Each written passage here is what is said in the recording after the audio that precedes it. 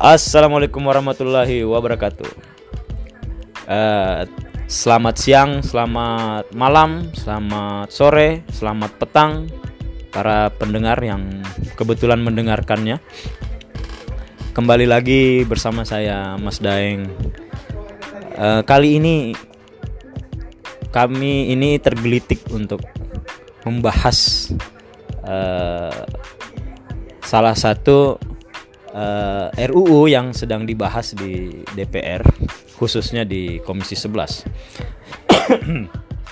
Yakni adalah RUU atau rancangan undang-undang KUP, atau biasa orang sebut itu undang-undang yang menjelaskan atau mengatur sistem perpajakan di Indonesia.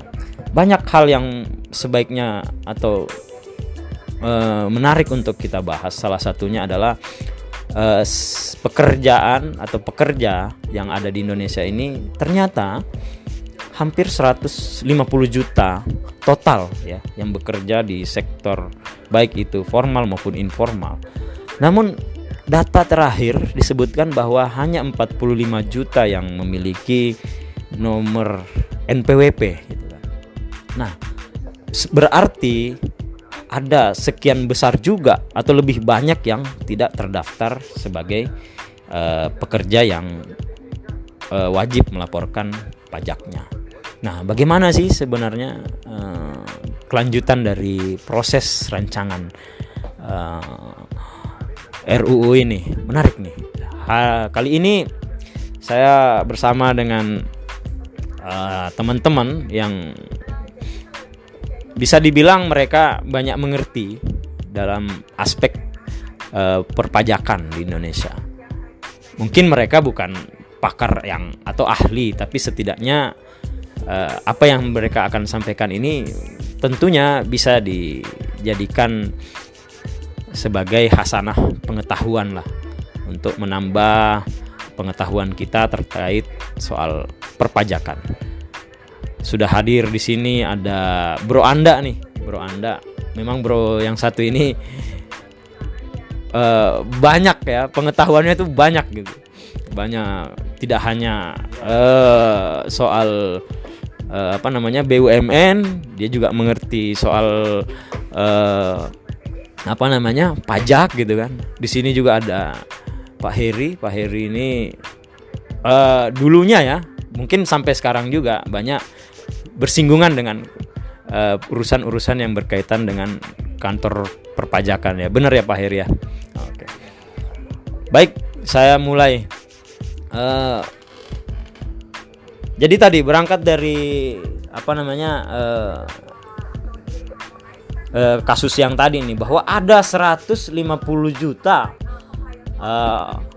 orang yang ada di Indonesia ini yang bekerja ada di sektor formal atau informal gitu kan. Nah, tapi yang punya NPWP itu cuman 45 juta gitu kan. Sebenarnya yang salah nih apa sih sebenarnya? Manusianya kah atau orangnya kah yang wajib melaporkan pendapatannya, atau sistem di negara kita ini yang belum memadai untuk belum memadai untuk mengajak ya masyarakat untuk melaporkan pajaknya. Saya coba mulai ke Pak Heri dulu yang banyak bersinggungan soal pajak ini. Gimana Pak? Ya, kalau saya juga bukan pakar, bukan ngerti banget soal pajak. Tapi menurut hemat saya, kita nggak bisa ngelihat dari NPWP ada seorang yang disebut wajib pajak gitu kan. Yang kita lihat adalah keinginan wajib pajak ini untuk melaporkan gitu, karena masih sifatnya kayak gitu, melaporkan. Nah, itu dulu yang saya pikir sih harus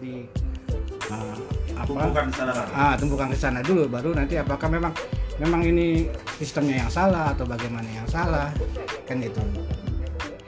Karena memang pajaknya kayak gitu, jadi keinginan WP mau nggak melaporkan itu. Nah, kantor pajak ataupun lembaga yang ini juga nggak bisa juga untuk mengawasi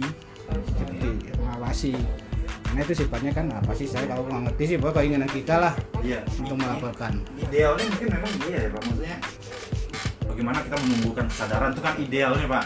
Tapi kan sejauh ini kalau realitanya masyarakat Indonesia itu apa, kesadaran akan uang masuk itu tinggi, kesadaran akan uang keluar itu rendah Pak. Jadi kalau bisa sebisa mungkin kalau keluar duit itu janganlah, dihindari lah gitu. Bahkan termasuk kepada pajak, karena ini kan udah masalah pajak itu udah di dunia di mana-mana pun, juga dari zaman dulu pun orang bagaimana menghindari pengeluaran pajak. Tetapi sifatnya negara mencari keuntungan dari pajak, karena kan itu pendapatan negara, pendapatan penting bagi negara kan gitu Pak. Iya, negara sendiri kan memang sumber salah satu pendanaan untuk negara ini kan dari pajak, Mas, kan gitu. Cuma di sisi WP juga kan dia yang nggak tahu faktornya apa, mau melaporkan penghasilan dia. Mungkin saja bisa aja faktornya, nah uang gue cuma segini, nanti gue bayar pajak sementara masih kurang. Padahal kan juga ya kalau memang itu laporkan saja dulu biar negara tahu. Karena apa? Karena juga di contohnya di PPH, pajak penghasilan itu kan ada PTKP, batasan nilai pajak kita gitu. Tuh. Ya, nah kan kalau yang kita lihat kondisi sekarang ini gitu kan, rasio penerimaan pajak itu hampir tiap tahun itu kurang gitu dari target. Jadi selalu pemerintah itu menentukan target penerimaan pajak sekian, tapi hampir setiap tahun gitu kan pajak ini nggak pernah sampai gitu targetnya gitu kan. Nah, saat ini kan ada saat ini kan lagi dibahas nih di komisi di DPR, komisi 11 khususnya gitu kan, yang menurut pakar juga bilang sebaiknya kalau mau membenahi daripada mencari objek-objek pajak yang lain gitu kan, sebaiknya yang dibenahi itu adalah sistemnya dulu. Terutama kemarin salah satu pakar juga dari ini juga ngomong bahwa sebaiknya nomor NPWP itu ya terintegrasi dengan NIK gitu kan. Jadi mungkin ya kalau pakai NIK itu lebih gampang bagi petugas Dirjen Pajak untuk mengawasi pendapatan orang gitu kan. Apakah baiknya seperti itu atau? Kalau aneh setuju, membenahi sistemnya, karena dari pengalaman aneh tadi ya, aneh cerita tadi ya, data kependudukan sama data pajak aja nggak terintegrasi gitu loh. Maksudnya kita ada perbedaan data gitu. Nah, padahal pada pelayanan pajak, contoh kering pajak waktu itu, dia minta data nih. Kalau kita mau proses di kering pajak, dia minta data. Nah, sementara aneh isiin data yang mana gitu. Ternyata datanya itu akhirnya saya karena nggak bisa, saya tanyain lagi ke petugas pajaknya. Akhirnya itu pun prosedurnya agak susah mencari tahu. Akhirnya ketahuan bahwa datanya masih data yang lama. Itu pun nggak langsung, bahwa katanya kan mengurus NPWP itu bisa di kantor pajak manapun. Tapi ternyata saya ke kantor pajak yang di Ben Hill waktu itu, dia nggak ngerti. Akhirnya diarahin ke kering pajak menolak juga, sampai akhirnya beberapa CS waktu itu, CS ketiga agak pinter kayaknya, agak paham pajak, dia arahin akhirnya tahu, oh ini masalahnya di sini, dijelasin. Nah, disitulah saya baru paham. Nah, karena saya awam nih ya, masyarakat biasa ya kan, ya kebingungan di situ, di pelayanan aja ini. Jadi kalau bisa sistemnya lebih terintegrasi, kalau bisa sistem terintegrasi mungkin lebih memudahkan. Kalau itu saya setuju sistem. Ya, kalau saya sistemnya setuju ya. Yang salah apa Pak? Bukan sistemnya Pak, yang salah. Enggak, artinya diintegrasikan dengan NIK, itu memang saya setuju. Kemarin juga keluar EKTP itu keren banget. Jadi kan NIK kita cuma satu, nggak ada double-double, walaupun prakteknya sekarang masih banyak juga sih. Ekspektasi kita kan tinggi waktu itu kan Pak dengan EKTP. Nah, kemudian yang sekarang cuma beberapa bagian saja yang punya NPWP kan gitu kan, atau kalau otomatis kita diintegrasi dengan EKTP atau NIK kita bisa diharapkan bisa keseluruhan. Sebenarnya pemerintah juga udah mengimbau atau mungkin mewajibkan untuk setiap orang warga negara itu kan punya NPWP gitu. Cuma ya kembali lagi ke kemauan WP-nya itu sendiri, masyarakat itu sendiri. ya gitu. Tapi mungkin dia tidak mau bikin NPWP, urgensinya apa bagi dia, mungkin dia sebagai pengangguran kayak gitu kan, pengangguran masih sekolah gitu, mungkin urgensinya yang dia lihat untuk apa ini gitu. Mungkin ini juga sih problemnya, mungkin kalau kita benchmark dari negara lain gitu kan, bahwa ada juga loh negara yang mewajibkan mereka itu terdaftar dulu, ya kan? Persoalan dia kerja atau tidak ya didaftarkan saja dulu bahwa dia ini punya nomor NPWP lah istilahnya kalau kita sebut di Indonesia gitu kan.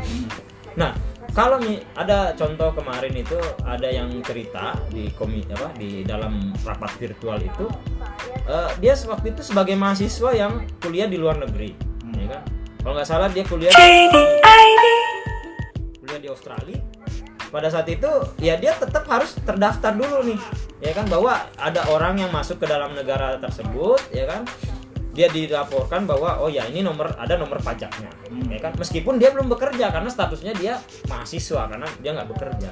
Nah, pasca dia lulus setelah pulang dari dari luar negeri itu atau dari Australia, dia pulang tiba-tiba ada kiriman dari pajak yang di sana, itu disebut tax refund, ya kan, ada pengembalian pajak gitu.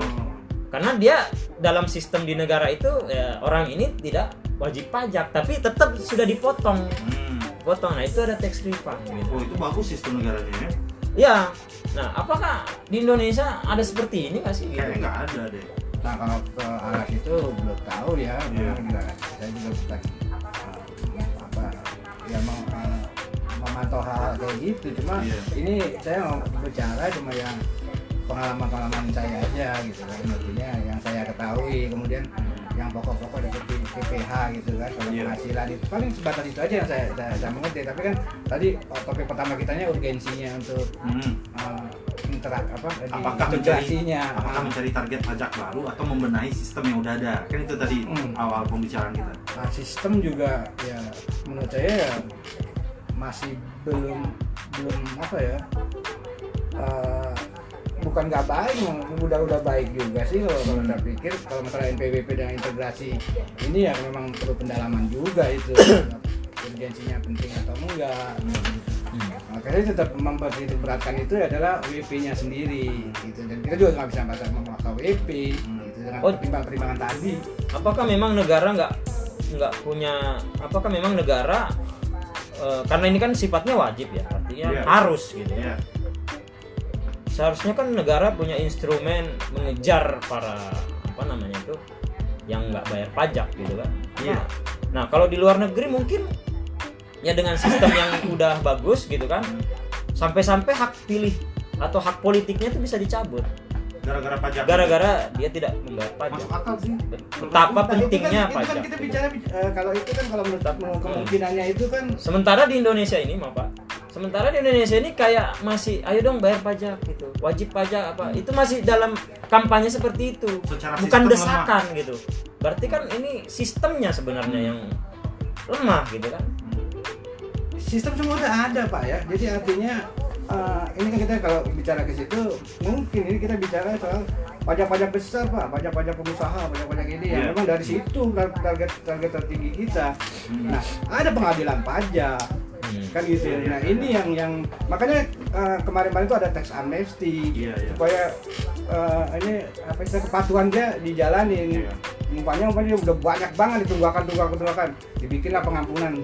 Tapi supaya ada masuk. Nah kan kalau kita lihat selama ini kan ya pada gimana ya, penunggak pajak itu tindakannya sampai jauh mana kan itu ya. Benar targetnya yang itu dulu, kemauan negara untuk melaksanakan itu. Kalau kemauan warga negara Pak ya, kalau kita lihat sejarah Pak ya, pernah dengar isu Panama Paper, di luar negeri pun bagaimana orang sewa pengacara dan lain-lain untuk memuluskan persoalan pajak. Ada persoalan di negara kita juga gayus. Jadi persoalan pajak memang persoalan klasik gitu Pak, maksudnya persoalan klasik yang tetap ada mungkin ya. Nah persoalannya begini, kalau kita udah belajar dari sejarah yang udah terjadi bertahun-tahun gitu kan, berarti nggak bisa kayaknya, nggak apa ya, diserahkan ke diri si pembayar pajak itu agak berat kayaknya Pak, karena sejarah mengajarkan kita bahwa orang penipu pajak ini banyak, orang-orang mafia pajak ini memang banyak dan itu memang real gitu. Jadi bagaimana sistem yang bisa menghilangkan itu gitu. Bagaimana orang tidak mencuci uangnya di luar negeri dengan perusahaan, waktu itu perusahaan cangkang kalau nggak salah di Panama gitu kan, dengan Panama Paper, dan bagaimana orang mengalihkan dana-dananya agar bebas dari pajak, dan di luar negeri pun terjadi kasus seperti ini, nggak di Indonesia aja. Tapi kalau bisa bikin sistem terintegrasi kayak tadi gitu kan, dimana orang kelebihan bayar pun bisa diketahui, saya rasa Indonesia belum sampai ke tahap itu deh kayaknya. Ya kalau dialihkan ke integrasi tadi, Mas, bagaimana juga bisa kita mengharapkan itu terwujud?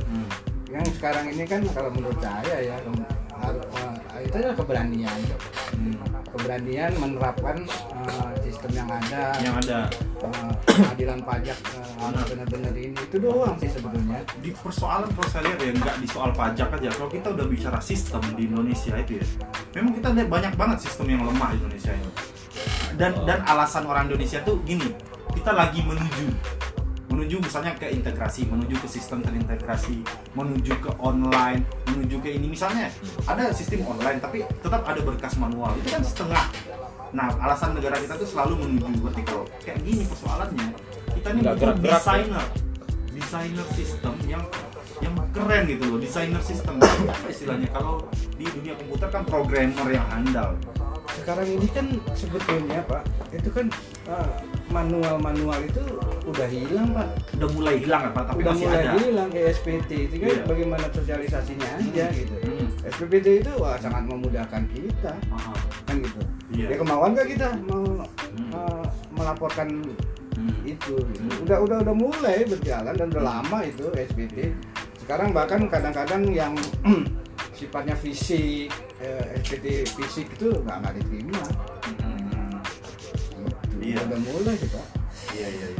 Ya, tapi katanya kita bekerja lah, kita bekerja. Memang kita sudah dipotong pajak kita oleh bendahara. Kemudian bendahara melaporkan ke pajak. Nah, sementara kita sendiri kan juga harus melaporkan PPh tahunan, Pak. Gitu. Harus melaporkan PPh tahunan. Kenapa kan mungkin saja diharapkan sebenarnya penghasilan kita tuh dari mana aja sih? Apakah memang dari yang pekerjaan kita? Nah, sebenarnya kan pemerintah menginginkan umpamanya memang kita punya usaha lain gitu kan, dimasukin gitu. Nah, itu sebenarnya harapan. Kenapa sih pemerintah kok kelihatannya nih kayaknya kan kita sudah dipotong. Kenapa sih kita harus lapor lagi? Ya kemungkinan menurut saya ya itu adakah keinginan WP ini mau melaporkan apabila ada usaha-usaha lain. Gitu. Kalau kita bicara dari sudut pandang si orang pribadi yang sebagai wajib pajak, itu memang kita berharap kepada hati nurani orang lah, kesadaran misalnya gitu. Tapi kalau dari sisi negara ya, kalau dalam sudut pandang saya sih, ini pemikiran sederhana saya aja ya, kita harus bikin sistem bahwa kesadaran itu muncul atau tidak muncul, tapi sistem bisa mengcover itu. Memang itu sulit, saya rasa butuh programmer yang handal, desainer sistem yang handal. Tapi bagaimana sistem meminimalisir bahwa bisa melacak bagaimana jika ada penghasilan-penghasilan yang tidak dilaporkan bisa dikejar dengan suatu sistem misalnya. Kalau saya kan berkaca dari pembicaraan sederhana aja tadi, dari segi pendataan aja ada bermasalah di pekerjaan kita. Kalau bagi saya bermasalah, kenapa? Data saya di Dukcapil dengan data saya di pajak itu berbeda, karena saya ada perubahan data Dukcapil. Bagi saya itu ini kelemahan. Kenapa? Karena Dukcapil, data pendudukan paling dasar itu tidak terintegral dengan data perpajakan, di mana data perpajakan juga sebagai itu sangat dasar bagi kita warga Indonesia, warga negara gitu. Karena warga negara itu berjalan dari pajak tadi gitu loh. Ya kita kembali tadi, saya setuju sih memang ada integrasi antara data kependudukan NIK itu dengan NPWP ya.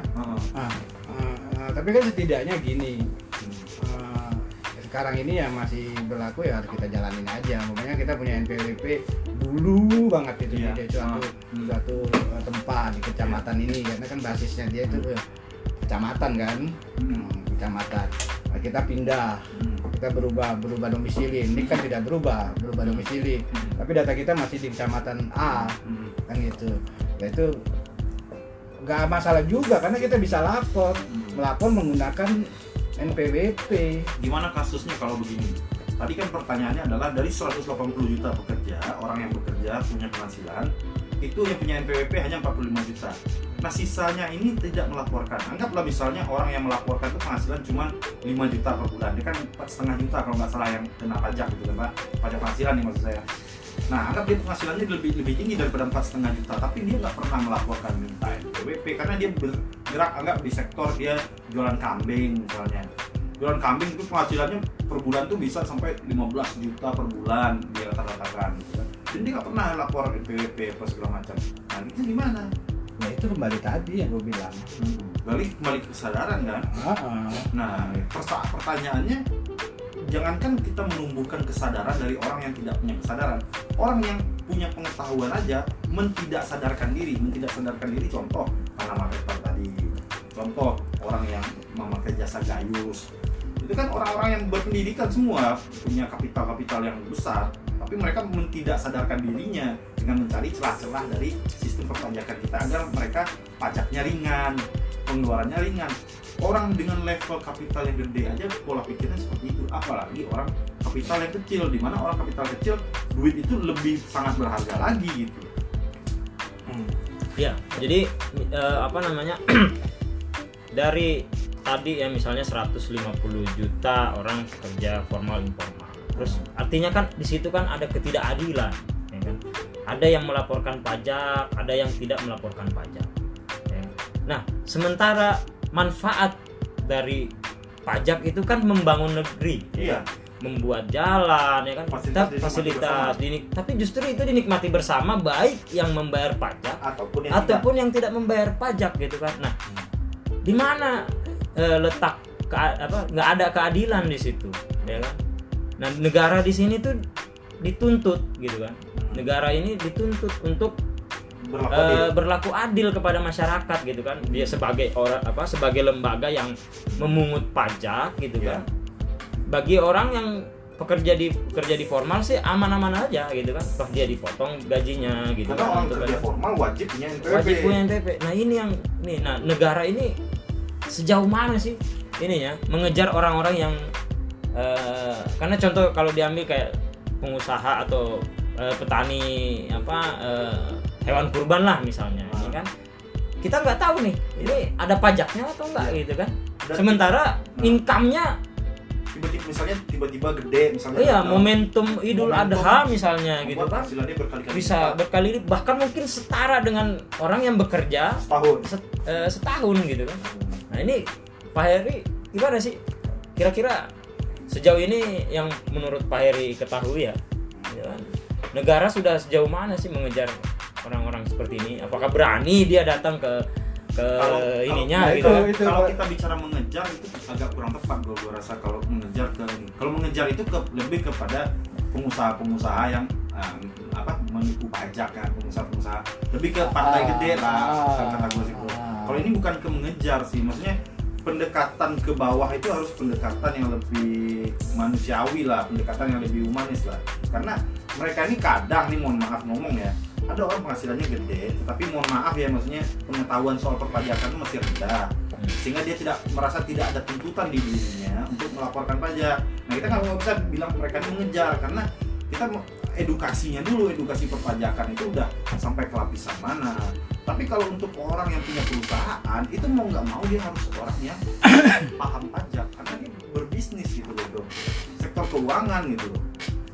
Nah, itu mungkin kita bisa lah ngejar dengan tax amnesty dan segala macam tadi gitu. Tapi kalau untuk pendekatan ke bawah, gue pikir tetap lebih ke sistem gitu. Kita benahi sistem dulu. Itu gue setuju banget kalau ada pakar yang ngomong kayak gitu ya. Sistem, karena memang sistem di Indonesia ini ya memang kita nih agak tertinggal gitu loh kalau perasaan gue sih, apalagi dengan contoh-contoh yang ente tambahkan tadi. Saya di rumah juga gitu, pengalaman lagi nongkrong gitu, lo tanya-tanya lo punya NPWP, buat apa NPWP? Orang gue juga nggak penghasilan, gue nganggur. Nah, pernah juga gue itu lo kan punya, kalau setiap tahun tuh kambing tuh jualan kambing kan, kayak gitu lo punya NPWP? Malah bang, katanya gitu.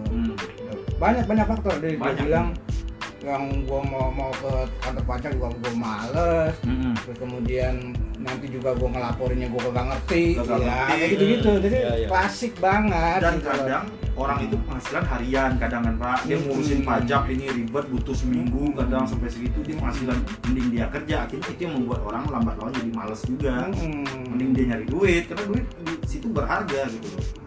Jadi kita untuk memandang pajak ini memang harus dibedakan, memandang pajak antara korporat atau pebisnis atau orang kapital gede dengan orang yang ya memang harus ditakar penghasilannya berapa dengan lapisan-lapisan ekonomi yang ada gitu loh. Makanya kita tetap nggak bisa. Tapi tetap kalau di kata gue apapun yang terjadi, sistem kita harus dibenahi. Kita butuh programmer atau sistemer, desainer sistem yang handal. Itu dia. Berarti apa namanya?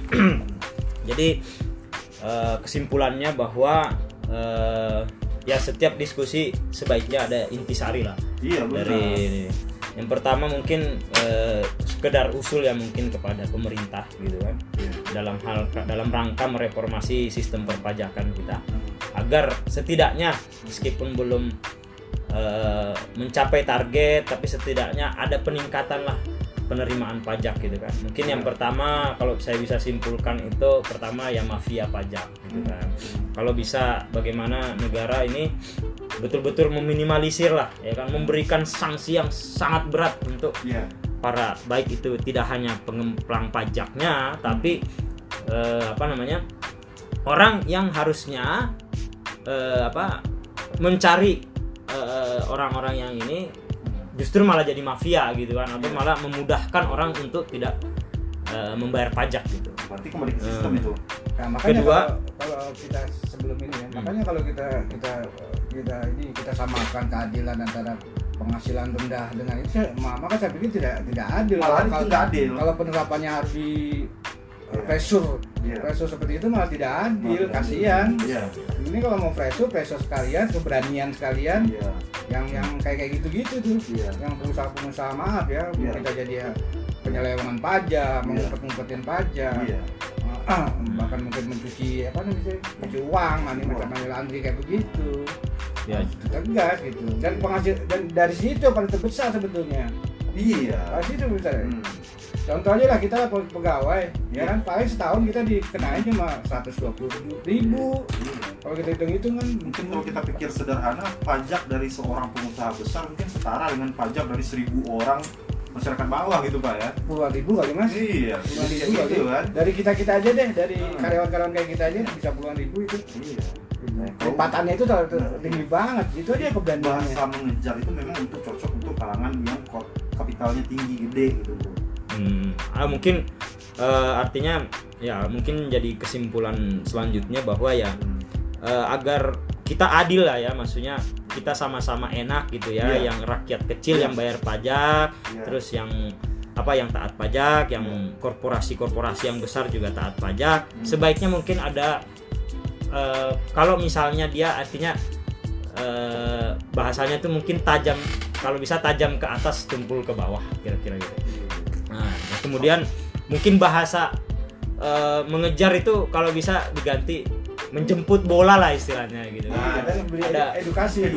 Jadi pegawai-pegawai pajak ini karena banyak di antara masyarakat kecil yang tidak punya pengetahuan banyak terkait pajak, ya dia datang lah door to door lah kira-kira kayak gitu kan. Ayo Pak, lapor pajaknya. Kalau perlu sistem itu dibawa ke hadapan dia gitu kan. Karena gini bro, menyikapi pajak itu begini. Kalau dulu sejarah zaman kerajaan, zaman sebelum ada republik lah misalnya, orang bicara pajak tuh bicara upeti namanya. Ya. Antara negara kecil ke negara besar, intinya upeti itu untuk orang-orang yang terjajah gitu. Jadi jangan sampai pemerintah memperlakukan sistem upeti mirip-mirip dengan itu, pola pikir upeti itu kepada masyarakatnya. Ya, kalau pola pikir pajak ya lebih humanis lah harusnya. Jangan berpikir kayak upeti gitu. Ya, kalaupun nggak door to door ya bisa kita gunakan fasilitas ruang rapat RT, ruang rapat RW, dan gitu. Masuk aja ke situ. Gitu Mas. Baik, terima kasih atas obrolannya menarik gitu ya, dari orang-orang yang dianggap bukan pakar tapi setidaknya Warung kopi. namanya juga obrolan warung kopi. Jadi jangan terlalu serius. Artinya ini hanya berangkat dari pengalaman pribadi masing-masing. Ya, tapi setidaknya ya ini adalah intinya menambahlah pengetahuan. Bisa jadi apa yang kami sampaikan di sini bisa jadi ada kesamaan atau mungkin ketidaksamaan, tapi bisa menjadi tambahan ilmu buat para pendengar semua. Terima kasih Pak Heri, Pak Bro Anda luar biasa obrolan kita hari ini, dan terima kasih juga para pendengar. Mudah-mudahan kita semua diberikan kesehatan. Amin, amin. Apalagi dalam kondisi seperti ini, tetap jaga kesehatan, jaga jarak, ya, selalu menggunakan protokol kesehatan. Ya, mudah-mudahan Indonesia segera terlepas, pulih, bangkit secepat-cepatnya. Ya kan? Terima kasih. Assalamualaikum warahmatullahi wabarakatuh.